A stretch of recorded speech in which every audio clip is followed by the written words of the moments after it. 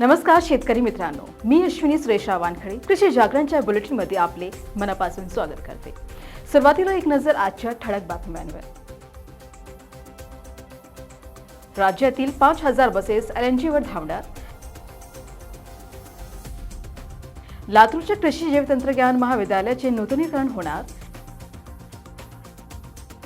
हरभराचा पेरा घटला, दर वाढले। सोयाबीनला 4100 रुपयांचा दर। तर राज्यात उन्हाचा चटका वाढला। आता पाहूयात सविस्तर बातमी।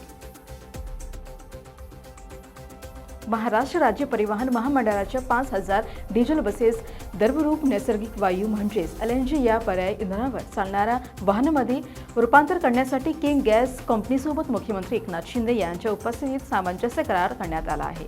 या एलएनजी इंधन वापरांमुळे डिझेल इंधनांच्या वाहनामुळे होणाऱ्या प्रदूषणामध्ये सुमारे 10% घट होण्यास मदत होणार आहे। एकूण 5000 डिझेल वाहनांचे एलएनजी वाहनांमध्ये रूपांतरण हे 3 वर्षांमध्ये एकूण 6 टप्प्यात करण्यात येणार आहे। संपूर्ण 5000 बसेसचे रूपांतरण झाल्यानंतर दरवर्षी महामंडळाचे सुमारे 234 कोटी रुपयांची बचत होण्यात मदत होणार आहे। राज्यातील 90 आगारांमध्ये एलएनजी इंधन भरण्याची सोय करण्यात होणार आहे। तर राज्यातील 90 आगारांमध्ये एलएनजी इंधन भरण्याची सोय करण्यात येणार आहे। लातूर येथील विलासराव देशमुख कृषी जैव तंत्रज्ञान महाविद्यालयाच्या तातडीच्या दुरुस्तीसाठी तत्काळ 2 कोटी रुपयांचा निधी देण्यात आदेश कृषी मंत्री धनंजय मुंडे यांनी दिले। तसेच संपूर्ण नूतनीकरणांसाठी सविस्तर प्रकल्प अहवाल सादर करण्याचे आदेश कृषी मंत्र्यांनी दिले। वसंतराव नाईक मराठवाडा कृषी विद्यापीठ अंतर्गत विलासराव देशमुख कृषी जैव तंत्रज्ञान महाविद्यालय लातूर येथील अडचणी दूर करण्याबाबत मंत्रालयात आयोजित बैठकीत ते बोलत होते।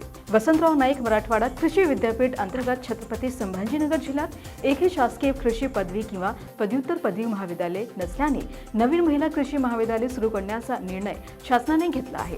या महाविद्यालयाच्या स्थापनेसाठी निधी मागणीचा प्रस्ताव वित्त विभागात सादर करण्याचे निर्देश यावेळी मंत्री मुंडे यांनी दिले आहेत। यंदाच्या रब्बी हंगामात हरभराचा पेरा घटल्यामुळे उत्पादनात घट निर्माण झाली आहे। यामुळे देशात सध्या हरभराचे दर वाढले आहेत। तसंच आगामी काळात दर कमी होण्याची शक्यता फार कमी आहे। तर काल 6 फेब्रुवारीला राज्यातील बाजार समितीत 14204 क्विंटल हरभऱ्यांची आवक झाली आहे। या हरभऱ्याला 5000 ते 5800 दरम्यान दर मिळाला आहे। तर यंदा केंद्र सरकारने हरभऱ्याची आधारभूत किंमत 5440 रुपये जाहीर केली आहे। सोयाबीन दराची घसरण थांबून दर स्थिर झाले आहेत। काल 6 फेब्रुवारी रोजी राज्यभरातील बाजार समितीत सोयाबीनचे 35007 क्विंटल आवक झाली आहे। या सोयाबीनला 4900 ते 4300 रुपयांचा दर मिळाला आहे। तर यंदा केंद्र सरकारने सोयाबीनची आधारभूत किंमत 4600 रुपये जाहीर केली आहे। सध्या बाजार समितीला सोयाबीनची आवक टिकून आहे। तसंच यंदाच्या वर्षी ब्राझीलमध्ये सोयाबीन उत्पादनात देखील घट झाल्यामुळे आगामी काळात देखील सोयाबीनचे दर टिकून राहण्याचा अंदाज व्यक्त केला जातोय। उत्तर भारतात थंडीचा कडाका काहीच कमी झाला आहे। यामुळे नागरिकांना थंडीपासून काहीसा दिलासा मिळाला आहे। मात्र राज्यात आता उन्हाचा चटका वाढल्याने नागरिकांना गरमीला समोर जावे लागत आहे। सध्या राज्याच्या किमान तापमानात वाढ झाल्याचे पाहायला मिळत आहे। नाशिकमधील निफाड येथे निम्नसांकित 10 अंश तापमानाची नोंद करण्यात आली आहे। उर्वरित राज्यात किमान तापमान 11 ते 22 अंशाच्या दरम्यान आहे।